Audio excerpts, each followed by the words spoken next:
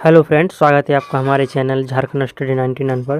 Friends, आज की इस वीडियो में हम लोग कवर करेंगे JSSC CGL पेपर 1 हिंदी का 30 MCQ टेस्ट को कवर करेंगे। तो फ्रेंड्स, आपको टेस्ट के अंत तक बने रहना है और आपके 30 सवाल में से कितने सवाल सही हुए हैं ये आपको कमेंट बॉक्स में बताना है। तो चलिए शुरू करते हैं आज की इस क्लास को। और आज की इस क्लास का हमारा पहला सवाल है, वह कौन सा समास है जिसके दोनों पद अप्रधान होते हैं, अर्थात जो दोनों पद जो होते हैं, प्रथम पद और द्वितीय पद, वो प्रधान नहीं होते हैं यानी अप्रधान होते हैं। तो इसका आंसर हो जाएगा ऑप्शन नंबर सी, बहुब्रीहि समास। बहुब्रीहि समास में जो है दोनों पद अप्रधान होते हैं। नेक्स्ट सवाल है हमारा, स्वरों की संख्या जो है कितनी है? उच्चारण की दृष्टि से स्वरों की संख्या कितनी होती है? उच्चारण की दृष्टिकोण से स्वरों की संख्या कितनी होती है? 13, 10, 11, ये 6। तो आंसर हो जाएगा ऑप्शन नंबर बी, 10। उच्चारण की दृष्टि से जो है स्वरों की संख्या 10 होती है। नेक्स्ट सवाल है हमारा, निम्न में से कंठ ध्वनियाँ कौन सी है? कंठ जो ध्वनियाँ है वह कंठ ध्वनियाँ कौन सी है? तो क और ख। क और ख का जो है उच्चारण स्थान कंठ है, इसलिए क और ख क्या हो गया? तो कंठ ध्वनियाँ हो गया। शुद्ध वर्तनी का चयन कीजिए, कवित्री, कवियत्री, कवियत्री या कवियत्री। तो इसका आंसर हो जाएगा ऑप्शन नंबर सी, कवियत्री। कवियत्री का जो शुद्ध रूप है ऑप्शन नंबर सी हो जाएगा। नेक्स्ट सवाल है हमारा, नमस्ते का संधि विच्छेद क्या होगा? नमस्ते का संधि विच्छेद क्या होगा? तो इसका आंसर हो जाएगा ऑप्शन नंबर डी, नमः जोड़ते। नमः जोड़ते जो है नमस्ते का सही संधि विच्छेद है। हमारा अगला सवाल है, निम्न में से किस शब्द में प्रत्यय का प्रयोग हुआ है?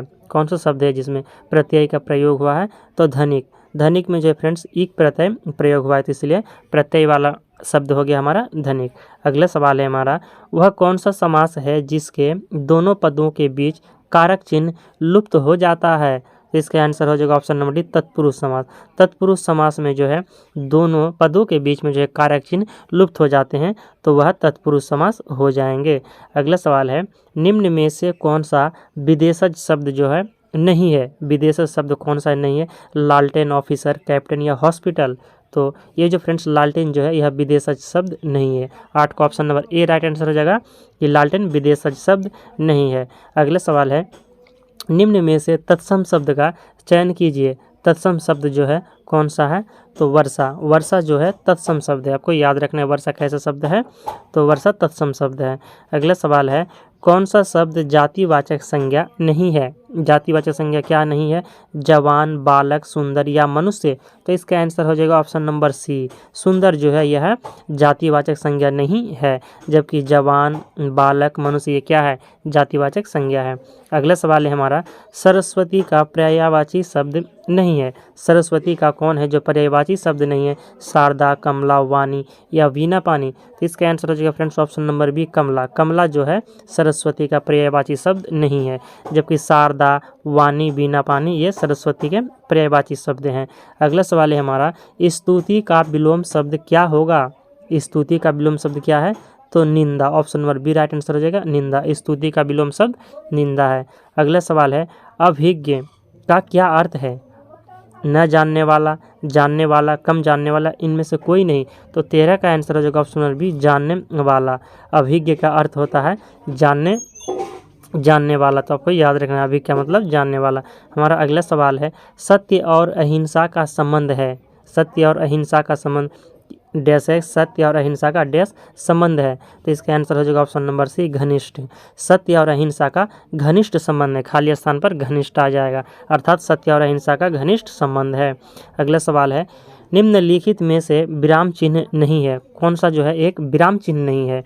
तो अल्प विराम ये भी विराम चिन्ह है, इस पूर्ण विराम विराम चिन्ह है, निर्देशक चिन्ह ये भी विराम चिन्ह है, जबकि अवतरण जो है यह विराम चिन्ह नहीं है। तो आपको याद रखना है कि अवतरण जो है विराम चिन्ह नहीं है।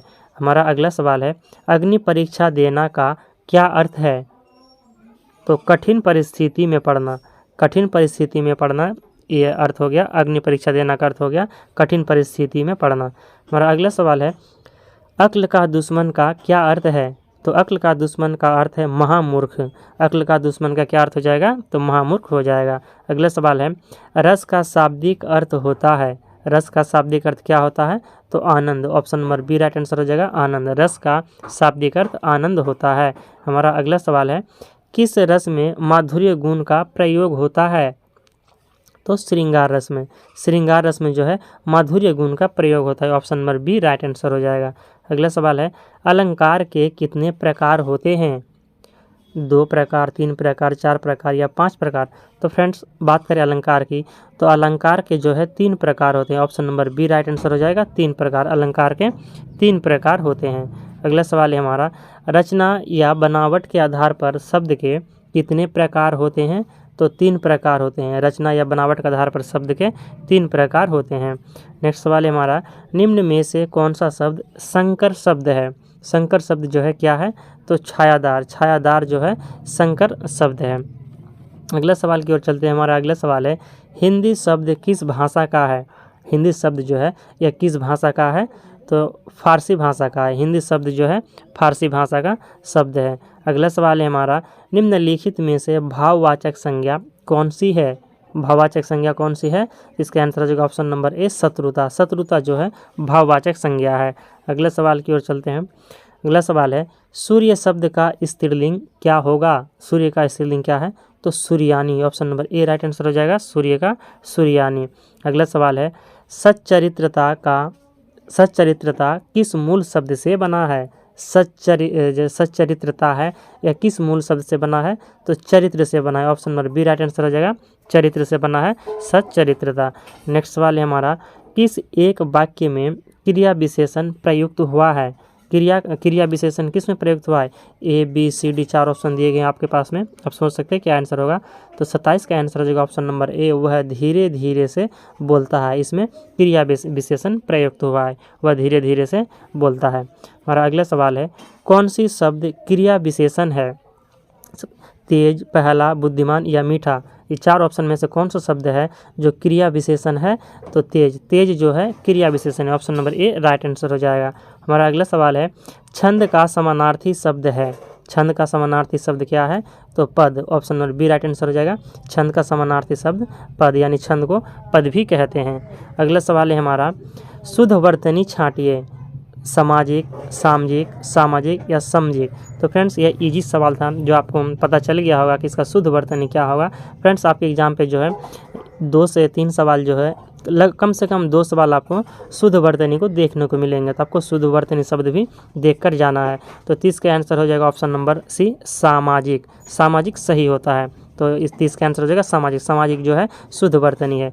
तो फ्रेंड्स आपके 30 सवाल में से कितने सवाल सही हुए हैं ये आप कमेंट करके जरूर बताइएगा। 30 में से कितने सवाल सही हुए हैं।